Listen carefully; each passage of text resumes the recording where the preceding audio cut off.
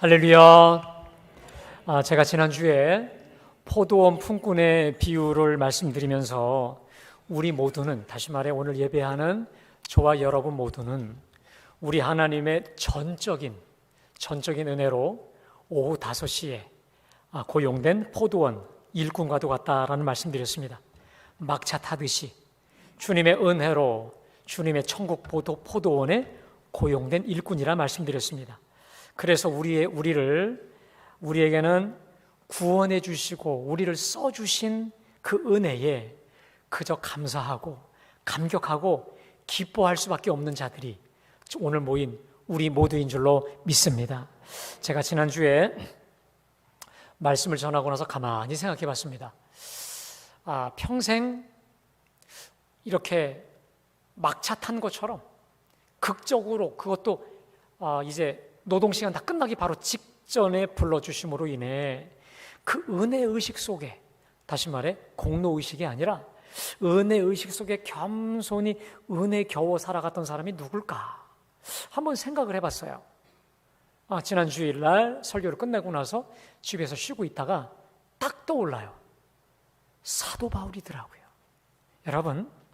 여러분 잘 아시다시피 사도 바울은 얼마나 우리 주님의 교회와 주님의 사람들을 핍박했던 자입니까? 그러나 하나님의 정말 극적인 은혜로 구원받고 사도가 되지 않았습니까? 그래서 그는 항상 이런 마음이 있어요. 이 고린도전서 15장에 보면 나는 맨 나중에 만삭되지 못한 아이와 같이 열등한 채로 난 자요. 특별히 하나님의 교회를 핍박한 자이기 때문에 나는 사도로 칭함받기에 열등한 자다. 하나님이 나를 사도로 칭해 주신다는 것, 이것은 내가 정말 감당할 수 없는 복에 겨운 것이다 라고 하면서 그가 이런 고백을 하죠. 자, 고린도전서 15장 10절 말씀 우리 함께 다 같이 봉독합니다. 시작. 그러나 내가 나 된 것은 하나님의 은혜로 된 것이니 내게 주신 그의 은혜가 헛되지 아니하여 내가 모든 사도보다 더 많이 수고하였으나 내가 한 것이 아니요 오직 나와 함께 하신 하나님의, 따라합시다, 하나님의 은혜로다. 할렐루야. 이 모든 걸 종합하면 나 된 것은 하나님의 은혜로다. 내가 수고 많이 했다고? 하나님의 은혜, 하나님이 불러주셨기에 이 모든 것이 가능한 거다라고 하는 전적인 우리 하나님의 은혜만을 찬양한 사람이죠. 아니나 다를까요? 평생 이 겸손한 은혜의식 속에 겨워 살았던 사도 바울에 의해서 여러분 역사가 새로워집니다. 다시 말해 오늘 이 사도행전 13장을 기점으로 해 이제 선교 역사의 중심이 저 예루살렘 교회에서 안디옥 교회로 중심이 바뀌어요. 여러분, 예루살렘 교회는 요즘 말로 말하면 초대형 교회입니다. 베드로가 한번 전도를 하면 3,000명이 회개하고 복음을 들을 정도로 어마무지한 초대형 교회죠. 그에 비해서 안디옥 교회는 한 중형 교회, 우리 교회 사이즈도 되지 않는 작은 교회일 수 있습니다. 그런데 이제 선교의 중심 센터가요, 예루살렘에서 온 유대와 사마리아 땅끝까지, 다시 말해 점점 이 지경이 이방으로 넓어지면서 이 이방의 중심 교회, 다시 말해 이방인들을 위한 중심 센터로 안디옥 교회가 완전히 이제 급부상하죠. 자, 그리고 그 중심에는 사도 바울이 있습니다. 자, 그렇다면 어떻게 이 안디옥 교회는 규모도 그렇게 크지 않았지만, 다시 말해 예루살렘 교회를 능가하는 우리 하나님의 교회로 이렇게 존귀하게 쓰임받을 수가 있었을까라는 거예요. 가장 기본은 은혜의식, 이런 나를 불러주신 이 하나님의 은혜의 겨움에다가 플러스 오늘 제가 말씀드리는 이 두 가지를 가지고 일평생을 살아갔던 교회였다는 것입니다. 자, 첫 번째로 안디옥 교회는 모든 사람에게 열려진 만민의 교회였는 줄로 믿습니다. 한번 따라할까요? 만민의 교회. 다시 말해 주님 안에 하나 된 교회였다는 것입니다. 자, 우리 한 1절 말씀을 다 같이 한번 봉독할까요? 자, 시작. 안디옥 교회에 선지자들과 교사들이 있으니 곧 바나바와 니게르라 하는 시므온과 구레네 사람 루기오와 분봉한 헤롯의 젖동생 마나엔과 및 사울이라. 자, 여러분, 오늘 1절에 보면 안디옥 교회를 실질적으로 이끌고 간 영적 지도자들 5명을 소개합니다. 자, 그런데요, 여러분, 제가 좀 이따 말씀드리겠지만 이렇게 부조화가 있을까? 이렇게 완전히 맞지 않는 사람들이 있을까? 다시 말하면 물과 기름보다 더 맞지 않는 사람들이 바로 이 5사람들이에요.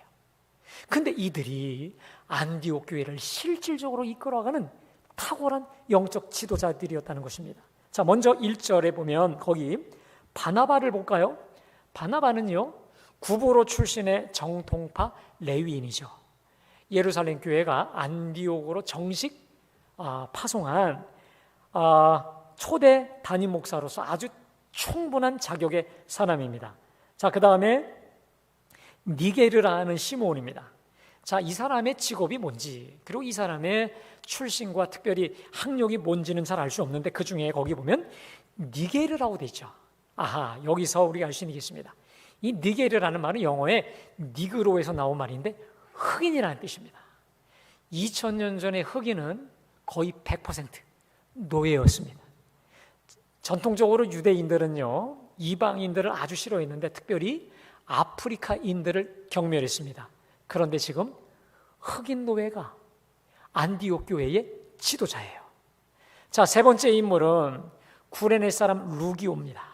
이 구레네는요, 아프리카의 리비아입니다. 아프리카 사람이 안디옥에 왔다라고 하는 것은요, 2가지 이유밖에 없대요. 하나는 도망친 노예, 이거나 아니면 석방된 노예, 둘 중 하나에 하는데 역시 루기오도 아프리카 출신의 노예 출신이었다는 거예요. 자, 네 번째 인물은 분봉왕 헤롯의 젖동생 마나엔이라고 되어 있습니다. 자, 여기서 젖동생이란 한 어머니의 젖을 먹고 자란 친동생을 말하는데, 자, 이 마나엔이 분봉왕 헤롯의 친동생이다. 여러분, 헤롯은 어떤 사람입니까? 불의한 사람이에요. 자, 우리로 말하면 나라를 팔아먹은 이완용이와 같은 매국노입니다. 그런데 그 매국노의 가문, 그 혈족에서 이 마나엔이 나와 안디옥의 지도자가 되었다는 거예요. 자, 5번째 인물이 바로 사울인데 우리가 알고 있는 바울이죠. 근데 이 바울이 어떤 사람입니까? 예수님과 주님의 교회를 대적하던 폭도가 아니겠습니까? 자, 여러분 한번 생각해 보세요. 정통파 레위인 바나바, 노예 출신의 시므온, 아프리카 리비아 출신 루기오, 불의한 지배계층 매국노 마나엔, 예수님을 대적했던 폭도 사울. 여러분, 이 5사람의 조합 어떠세요? 도무지 함께할 수 없는 사람, 도저히 같이 일을 할 수 없는 사람들인데 지금 이들이 주 안에서 복음으로 이 안디옥 교회를 은혜로 이끌고 가고 있더라 이거예요. 여러분, 이게 바로 주님의 교회인 줄로 믿습니다. 세상 사람 모두에게나 활짝 열려진 그 어떤 차별도 그 어떤 구별도 있을 수 없는 공동체가 바로 우리 주님의 교회인 줄로 믿습니다. 유대인이나 이방인이나 종이나 자유인이나 남자나 여자나 가난한 자나 부유하거나 높거나 낮거나 우리는 모두 예수 안에서 하나인 공동체, 이게 바로 우리 주님의 교회인 줄로 믿습니다. 여러분, 사무엘 무어라는 선교사를 아십니까? 한번 좀 띄워주실까요? 사무엘 무어라고 하는 이 선교사가 있는데 제가 볼 때는요, 우리 한국 교회사 중에 아마 가장 탁월한 영향력을 발휘한 분인데 가장 우리가 모르는 선교사입니다. 저도 이번에 알았어요. 이분은 이 곤당골이라고 하는 곳에 교회를 개척합니다. 곤당골이 뭐냐면 우리 지금으로 말하면 서울 그 소공동에 있는 롯데 호텔 위치에 있는 곳인데 거기에 교회를 세우고 교회 학교 아이들을 먼저 이제 전도하기 시작했어요. 자, 그런데 그 아이들 중에 봉주리라고 하는 아이가 있었는데 사람들은요, 이 아이가 이름이 없었기 때문에 그냥 봉주리라고 이름을 불렀는데 나중에 이 무어 선교사가 박서양이라고 이름을 새로 지어줍니다. 자, 하루는 이 선교사가 집에 있는데 문을 두드리는 거예요. 누구냐면 봉주리가 급하게 우리 아빠 살려달라고. 근데 그 아빠가 장티푸스에 걸려서 죽어간다는 거예요. 그런데 그 아빠가 누구냐? 박씨인데 이름도 없어요. 그냥 이름 없는 백정이었습니다. 여러분 아시겠지만 그 당시에 백정은요, 소나 돼지 잡는 사람들 아니겠습니까? 얼마나 사회적으로 이 천시받는 직업이었냐면 아이들도 백정을 하대하고 무시할 정도였다고 하니 최하층, 이름 없는 최하층 이 백정을 누가 돌보겠어요?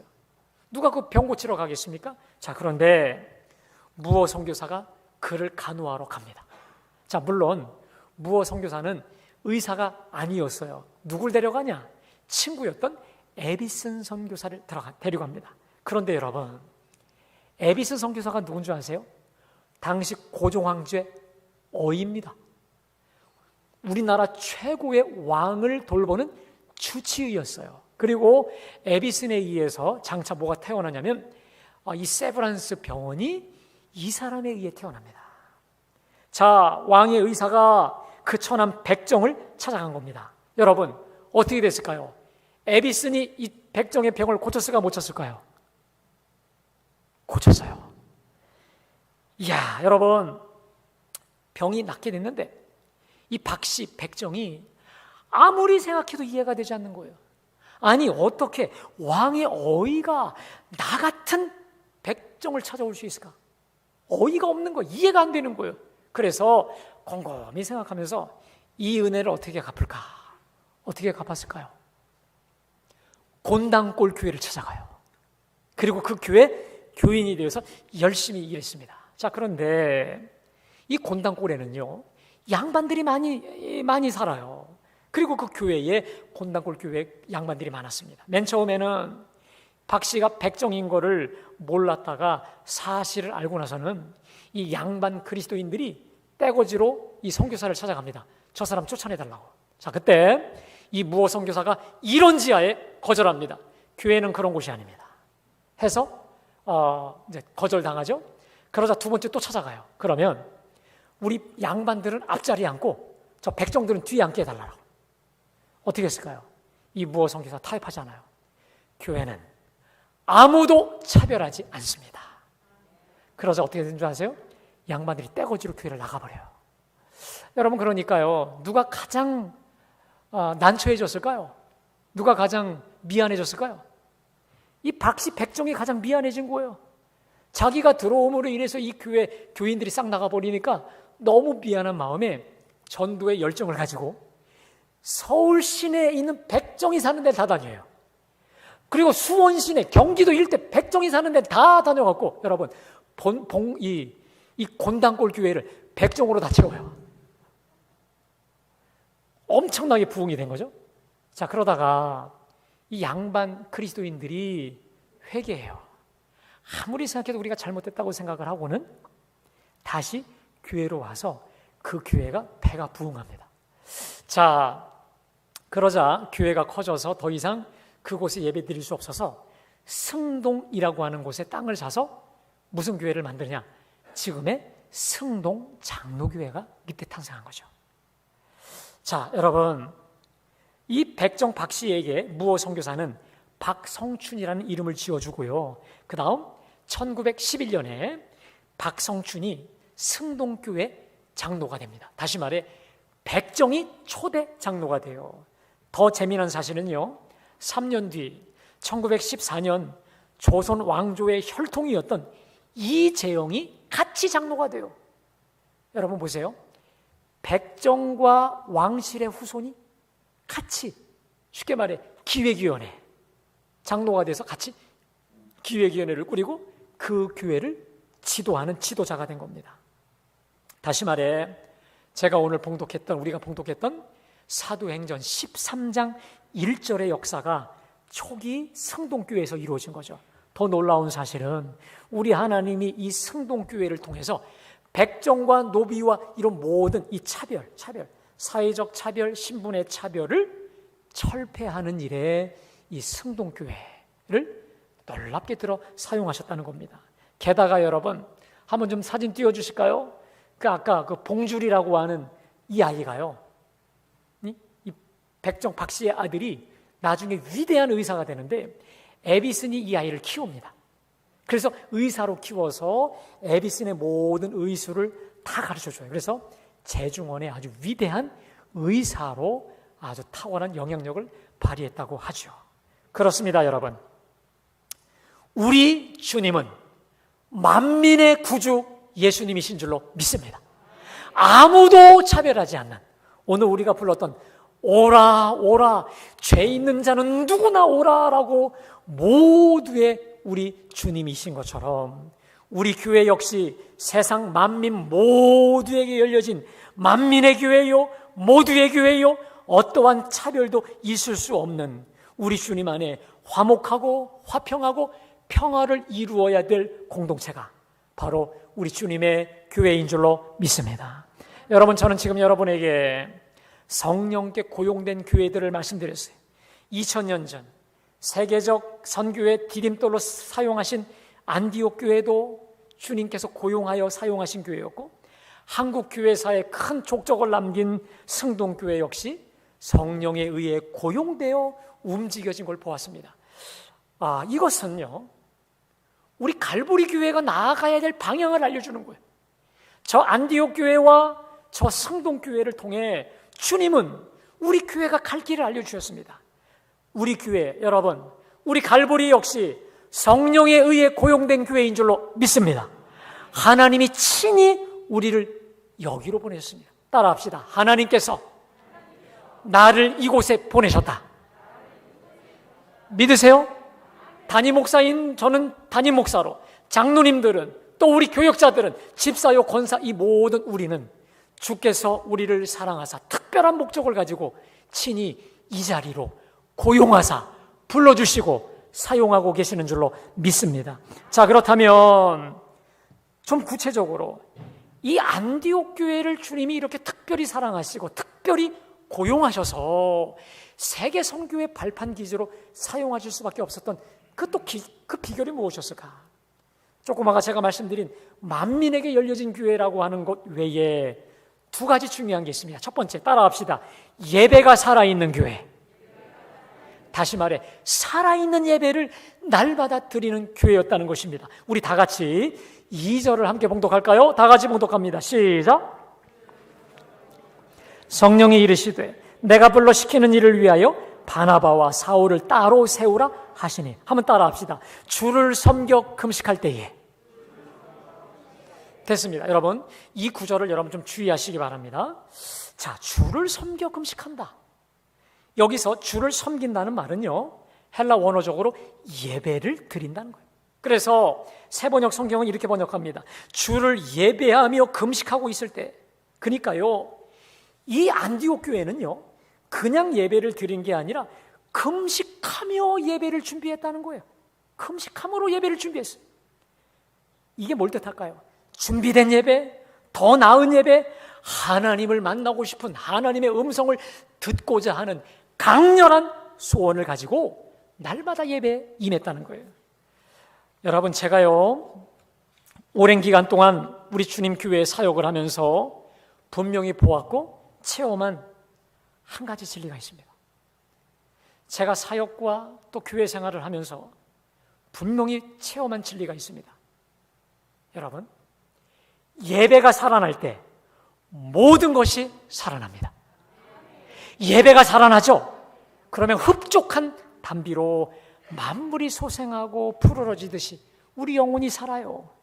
빈들의 마른 불같이 메마른 우리 심령이 소생하고 회복되고 살아나게 되는 줄로 믿습니다.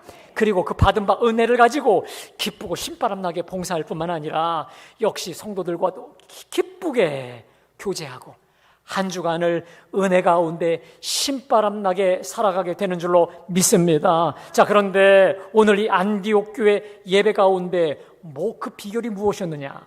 그냥 예배를 드린 게 아니라 금식하며 예배를 준비했다. 여러분, 금식하며 드리는 예배란 어떤 예배일까? 자기를 죽이는 거예요. 근데 그냥 죽이는 게 아니라 온전히 죽는 거예요. 여러분, 나를 왜 죽일까요? 그냥 죽이려고 죽는 게 아닙니다. 따라합시다. 나는 죽고 예수를 향해, 내가 죽음으로 예수님을 향해 살려고요.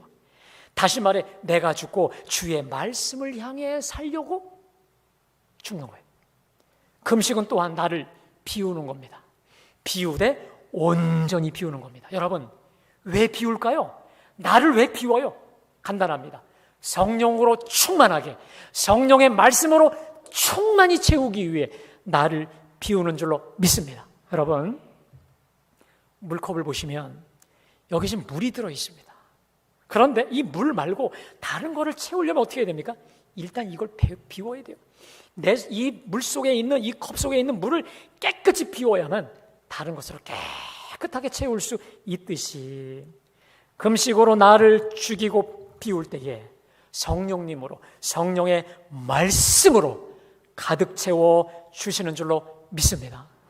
제가요, 오늘 2부 예배를 마치고 어느 권사님이 몸이 불편하셔서 제가 기도를 해드리는데 이런 얘기 해주시는 거예요. 목사님, 실은 제가 지지난주에 목사님으로부터 이 예배 끝나고 나서 기도를 받을 때 하나님께 내가 때를 썼다는 거예요. 하나님, 내가 주의 종에게 친히 안수받으면서 기도를 받는데 하나님, 불로 고쳐 주시옵소서. 깨끗게 하여 주옵소서. 그러니까 너무도 감사한 건 하나님께서 많이 고쳐주셨다는 거예요. 다시 말해, 금식이라는 말은요, 이런 거예요. 하나님, 내 목숨과 생명을 바쳐가며 하나님께 내가 때를 쓰는데 말씀하여 주시고 하나님의 성령으로 나를 채워 주시든지, 그렇지 않으면 내가 차라리 죽음을 택하겠다라고 할 정도로 하나님께 내가 할 수 있는 최고의 때를 쓰는 게 또한 금식이기도 한 것이죠. 이 안디옥 교인들이요, 여러분, 예배 때마다 주를 섬겨 금식했다는 거예요. 매 예배 때마다 금식함으로 예배를 준비하고 성령의 은혜, 성령의 말씀 주심을 간절히 때를 쓰며 사모했다는 거예요. 여러분, 그랬더니 어떤 일이 벌어집니까? 자, 2절을 제가 다시 봉독합니다. 주를 섬겨 금식할 때에 성령이 이르시되, 따라합시다. 성령이 이르시되. 그렇습니다. 여러분, 금식하며 준비된 예배를 하나님께 때를 쓰며 기도했더니 성령이 이르시되, 성령이 말씀을 하시는 거예요. 성령의 말씀이, 음성이 들려오는 거예요. 그 내용이 뭡니까? 내가 불러 시키는 일을 위하여 바나바와 사울을 따로 세우라. 무슨 말입니까? 내가 불러 시킬 일이 있으니 바나바와 사울을 따로 세우라. 여러분 다 아시다시피 바나바와 사울을 따로 불러 세우셔서 주님이 시키신 일이 뭡니까? 이방 선교사로 파송하시는 거죠. 자, 여러분, 우리는 그냥 그런가 보다, 따로 세워 불러 보내나 보다 이렇게 생각하시지만 그 당시에 예배를 드리고 있었던 안디옥 교인들에게는 이게 놀라움과 충격이었을 것입니다. 왜냐하면요, 지금 이 안디옥 교회 담임 목사가 누굽니까? 바나바예요. 자, 그러면 사울은 누굴까요? 부목사예요. 우리로 말하면 담임 목사와 이 부목사인데 이 두 사람을 지금 목회 현장에서 선교사로 따로 지금 보내라는 거예요. 여러분 아시다시피 바나바는 어떤 사람입니까? 최고의 덕망, 최고의 인품의 사람이 아니겠어요? 사람을 권면하는데 최고의 사람 아니겠습니까? 또 바울은 어떤 사람입니까? 성령 충만한 사람입니다. 하나님의 말씀으로 충만한 사람이어서 누구보다 열정적인 사람 아니겠습니까? 그래서 여러분 아시다시피요, 이 바나바가 타소에 혼자 칩거하고 있는 바울을 데려다가 1년간 열심히 안디옥 교회 목회를 함으로 인해서 교회가 부흥하지요. 그리고 예수 믿지 않는 사람들을 통해 저들이야말로 크리스티아누스, 크리스찬이다, 저들이야말로 진정한 예수쟁이라고 인정을 받았던 교회가 아니겠습니까? 아마 그들은 이런 생각했을 거예요. 이제 부흥만 남았다. 이제 최고의 담임 목사와 최고의 부목사 사울을 중심으로 이 지역 복음화에 올인하려고 했을 것이에요. 자, 그런데 정작 성령님의 말씀은 전혀 기대와 달라요. 내가 불러 시키는 일을 위하여 바나바와 사울을 따로 세우라, 세워보내라. 얼마나 놀랐을까요? 여러분, 여기에서 우리가 분명히 짚고 넘어가야 될 게 있습니다. 어느 교회와 특별히 선교사든 목회자든 우리 하나님이 따로 불러 세우시는 줄로 믿습니다. 담임 목사든 또 우리 장로님이든 우리 권사님, 집사님이든 속장님이든 교구장님들이든 우리 하나님이 따로 불러 시키는 목적을 위해 따로 세워 주심을 믿으시기를 주님의 이름으로 축원합니다. 자, 성령님의 이 단호한 명령 앞에 저들이 어찌 반응했을까요? 자, 우리 다 같이 3절을 봉독합니다. 다 같이요. 시작. 그렇습니다. 자, 거기 보면 이에라는 말이 나오죠. 이 말은 바로 즉시. 우리 하나님의 음성이, 성령님의 음성이 떨어지자마자 지체하지 않고 즉시 금식하고 기도하며 두 사람에게 안수하고 보냈다. 여러분, 근데 특별히 이 보냈다라고 하는 단어가요, 이런 뜻이 있어요. 풀어놓아 자유케 하다. 다시 말하면 우리 담임 목사님인데, 우리 부목사인데, 이게 아니라 성령께서 말씀하시니 아멘이 아멘. 어떠한 미련도 어떠한 요함도 없이 다 그냥 풀어놓아 다 맡겨 보낸 거죠. 자, 그랬더니 오늘 4절에 두 사람이 성령의 보내심을 받아 실루기아에 내려가서 배 타고 구브로에 가서 살라미에 이르러 하나님의 말씀을 전하는, 그야말로 오늘 제가 다 읽었던 1차 전도 여행이 시작된 겁니다. 다시 말해 이 안디옥 교인들의 순종, 전적인 순종을 통해 우리 성령 하나님께서는 너무도 기쁘게, 여러분 그거 아세요? 우리 성령이 역사하시기 어려운 사람이 있어요. 우리 성령님이 역사하기 너무 피곤한 사람이 있지만 안디옥 교회만큼 이렇게 순조롭게 기쁘고 신바람나게 역사하실 수도 없을 만큼 이 선교의 현장이 활짝 열려지게 된 거죠. 자, 오늘 그 이후로 저 안디옥 교회는 이방 선교의 중심 센터가 되어 성령님께 존귀 쓰임 받는 아름답고 복된 교회로 거듭나게 된 줄로 믿습니다. 여러분, 저는요 오늘 말씀을 준비하면서 특별히 제 마음에 떠나지 않았던 구절들이 있습니다. 자, 2절을 보시면 주를 섬겨 금식할 때에, 그리고 3절에 이에 금식하고 기도하며. 뭐가 붙습니까? 금식이라는 단어가 붙죠. 오늘 이 본문의 이들의 금식은요, 물론 외적인 금식, 밥을 먹지 않는 외적 금식을 말하기도 하겠지만 단지 그것만일까요? 여러분, 얼마든지 금식하면서도 속으로는 그렇지 않을 수 있는 거예요. 다시 말해 외적인 금식보다 어쩌면 더 중요한 내면의 금식, 내면의 이 중심, 이 지향점을 말씀하는 게 아니겠습니까? 여러분, 그렇다면 오늘 본문에서 말씀하고 있는 그들의 금식의 본질이 뭘까? 이겁니다. 나를 죽이고 비우고 내려놓는 이 진정한 금식 아니겠습니까? 왜요? 하나님의 말씀 앞에, 하나님의 영광과 하나님의 그 임재 앞에 그걸 받기 위해 나를 죽이고 비우고 내려놓는 거 아니겠습니까? 그러니까 여러분, 이런 거예요. 저들은요, 거기 2절에도 주를 섬겨 금식한다. 그들이 예배를 드리든지 기도를 드리든지 뭘 하든지 간에 내 의지가 아니라, 내 뜻이 아니라 누구의 뜻이요? 하나님의 뜻 앞에, 하나님의 말씀 앞에 하나님의 임재를 받게 하기 위해 죽으면 죽으리다 라고 하는 그 마음으로 나를 죽이고 내려놓고 비웠더니 우리 하나님께서 내 믿음대로 될지어다 말씀하시고 역사하시고 영광의 광채로 성령으로 충만하게, 말씀으로 충만하게 말씀하여 주셔서 그 결과 내 사이즈가 아니라 하나님의 사이즈로 존귀하게 사용하셨고 존귀한 안디옥 교회로 풍성하게 사용해 주시지 않았겠습니까? 여러분, 우리 예수님이 이 땅에 오셔서 공생애를 펼치시는 동안 우리 주님이 참 많은 말씀을 하셨지만 저는 우리 공생애 3년간의 우리 예수님의 삶을 이 말씀으로도 정의할 수 있겠다고도 생각해 봤습니다. 자, 한번 요한복음 8장 28절을 한번 좀 띄워주실까요? 우리 다 함께 봉독합니다. 시작. 아무것도 하지 아니하고 오직 아버지께서 가르치신 대로 이런 것을 말하는 줄로 알리라. 나를 보내신 이가 나와 함께 하시도다. 나는 항상 그가 기뻐하시는 일을 행함으로 나를 혼자 두지. 자, 여러분, 우리 예수님이 어떤 분입니까? 천지를 만드신 성자 하나님이신 줄로 믿습니다. 성부, 성자, 전능하신 하나님이신데 우리 예수님께서 나는 스스로 아무것도 하지 아니하고 아버지께서 가르치신 대로 이런 것을 말한다. 나는 항상 그가 기뻐하시는 일을 행하기에 항상 나와 함께 하시고 나를 붙드신다는 거 아니겠습니까? 하나님의 영으로 충만하게 하신다는 거 아니겠습니까? 어떻게 전능하신 성자 예수님이 나는 아무것도 스스로 하지 아니하고 오직 가르치신 대로만 할 수 있는 그 비결이 무엇일까요?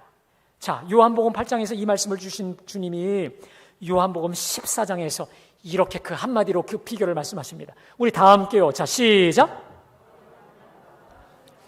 따라합시다. 아버지는 나보다 크심이라. 믿으십니까?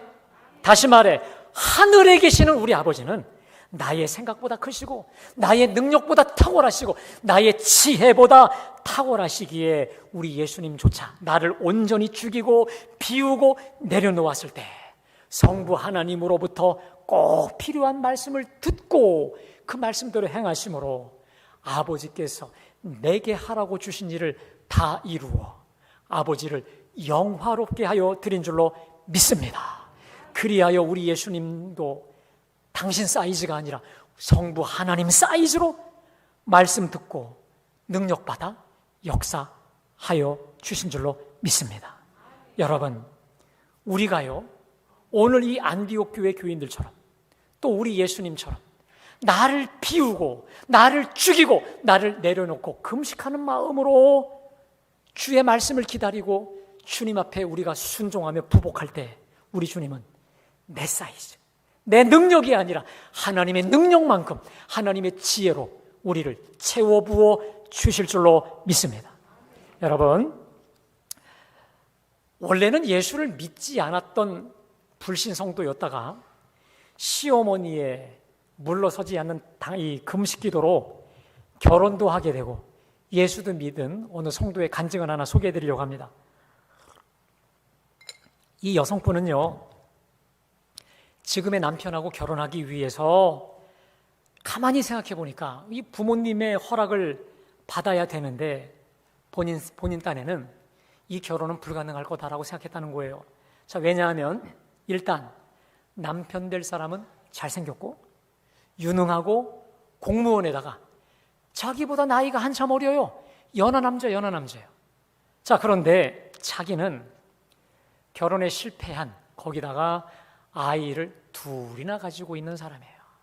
여러분, 누가 봐도 어떤 시부모님이 이 결혼을 승낙해 주겠습니까? 자, 마찬가지로 이 시어머니, 남편의 이 어머니인 시어머니가 신실한 믿음의 권사님이었지만 여러분, 아무리 예수 잘 믿어도 이거와 이건 다른 거였어요. 아주 극심하게 이 어머니가 반대를 한 거예요. 자, 어느 날 아들이 그럼에도 이런 결혼을 하겠다고 하니까 이 권사님이 새벽 기도 때 하나님께 막 원망하며 기도해요. 하나님, 저 결혼 막아주세요. 내가 다른 조건은 다 포기합니다. 아니, 내가 다 포기하겠어요. 적어도 믿음의 배필만큼은 돼야 되지 않겠어요? 내가 다 내려놓고 다 포기할 텐데 예수 믿는 며느리는 돼야 되지 않겠어요? 라고 하나님께 막 기도했다는 거예요. 그런데 어느 날 또 새벽에 갔더니 하나님 이런 마음 주시더래요. 야, 3명의 영혼을 살리는 일인데 내 마음을 십자가에 못 박을 수 없겠느냐? 처음에 이게 무슨 말인지 몰랐어요. 3명? 누군지 몰랐는데 생각해보니까 3명이 며느리 될 사람, 그 사람의 아이 둘. 이걸 알게 됐어요. 근데 그냥 입 싹 찢고 못 들은 척한 거예요. 하나님께 못 들은 척한 거예요. 하나님 나 못 들었어 했던 거예요. 그러다가 어느 날 이분이 작정을 하고 기도원에 올라갑니다. 나는 이 결혼 도저히 용납할 수 없으니 하나님이 뜻을 바꿔달라고 사생 결단하는 마음으로 금식 기도원을 올라갔습니다. 여러분, 기도가 됩니까? 기도가 안 돼요. 근데 이제 하산하려고 하는 마지막 날 하나님이 이렇게 말씀하셨어요. 나는 너를 구원하기 위해 독생자까지 십자가에 내주었다. 3명의 영혼을 위해 내 마음을 내게 다오. 우리 주님 말씀하신 거야. 이 말씀 듣고 난 다음에 주님 그렇게 할게요. 그냥 이를 바드득 깔면서 그렇게 할게요 하면서 자기 평생 그렇게 서럽게 펑펑 울어본 적이 없었다는 거예요. 펑펑 울고 나서 내려왔어요. 그리고 아들을 부르고 두 번째로 예비 며느리를 불러서는 이렇게 말했어요. 잘 왔다, 잘 왔다. 나는 너를 처음 볼 때부터 내 며느리인 줄로 알았다 하고는 복사 안에 줬다는 거예요. 이 시어머니의 눈물에 감격해서 이 며느리가 결혼하고 그때로부터 교회를 다니기 시작해서 지금은 교회의 신실한 믿음의 사람이 되었다라고 하는 것입니다. 사랑하는 여러분, 오늘 이 시간 내가 풀 수 없는 난관, 난제를 가지고 이 자리에 오셨나요? 제가 확신합니다. 우리 영의 아버지는 우리보다 크신 줄로 믿습니다. 우리보다 위대하세요. 우리보다 전능하세요. 우리보다 지혜로우셔서 내가 하면 내 사이즈지만 금식하며 간절히 주님께 매달려 기도하며 예배하며 달라붙을 때, 때를 쓸 때 우리 하나님은 생각지도 못했던 하나님의 것으로 말씀하시고 깨닫게 하시고 되게 하여 주시는 줄로 믿습니다. 바라기는 오늘 저 안디옥 교회를 귀 들어서 쓰신 우리 하나님이 오늘 예배하는 갈보리 우리 모든 교우들과 우리 교회를 하나님께서 귀하고 존귀하게 들어쓰시는 복된 고용된 일꾼들 다 될 수 있기를 주님의 이름으로 축복합니다. 오늘 주신 말씀 기억하면서 우리 320장 우리 1절과 4절을 찬양하겠습니다.